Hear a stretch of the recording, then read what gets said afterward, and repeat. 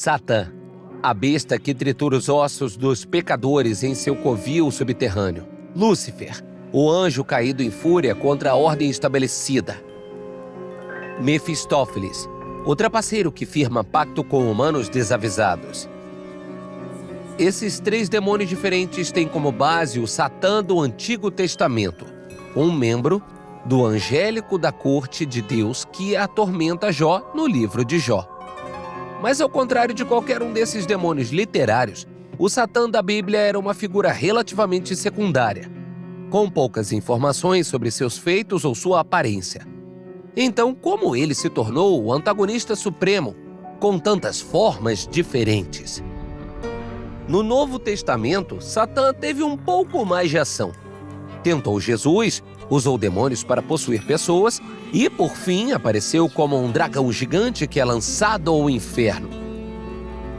Essa última imagem inspirou especialmente artistas e escritores medievais que retrataram uma criatura coberta de escamas e pelos desgrenhados com unhas dos pés enormes. Na pintura de Michael Packer de Santo Agostinho e o Diabo, o demônio aparece como um lagarto ereto com um segundo rosto em miniatura brilhando em suas nádegas. O ápice desses satãs monstruosos acontece na obra Inferno do poeta italiano Dante Alighieri. Preso no 9º círculo do inferno, o Satã de Dante é um colosso alado de 3 cabeças que devora pecadores.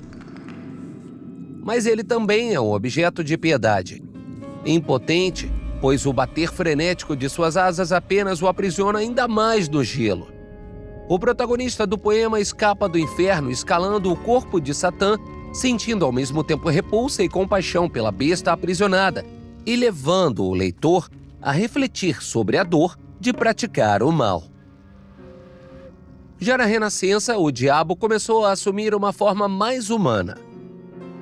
Os artistas o retratavam como um homem com cascos fendidos e chifres enrolados, inspirado em Pan, deus grego da natureza selvagem. Em sua obra-prima de 1667, Paraíso Perdido, o poeta inglês John Milton retratou o diabo como Lúcifer, um anjo que iniciou uma rebelião alegando que Deus é poderoso demais.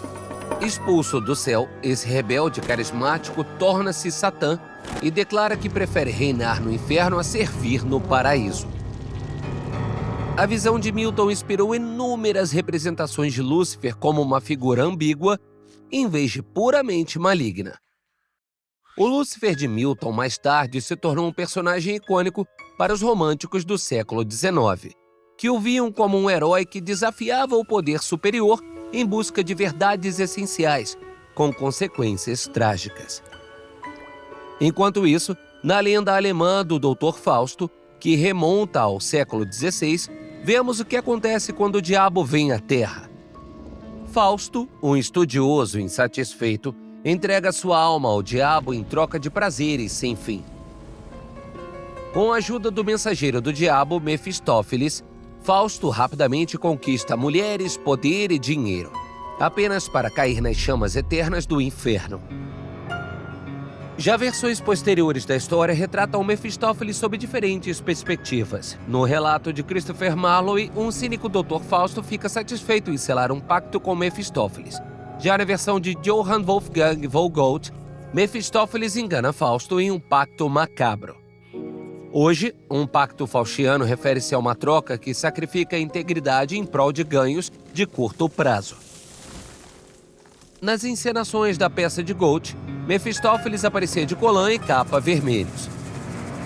Essa versão do diabo era frequentemente interpretada como um trapaceiro carismático que acabou desfilando por quadrinhos, propagandas e filmes em seu terno vermelho. Essas 3 interpretações do diabo são apenas o começo de uma longa história.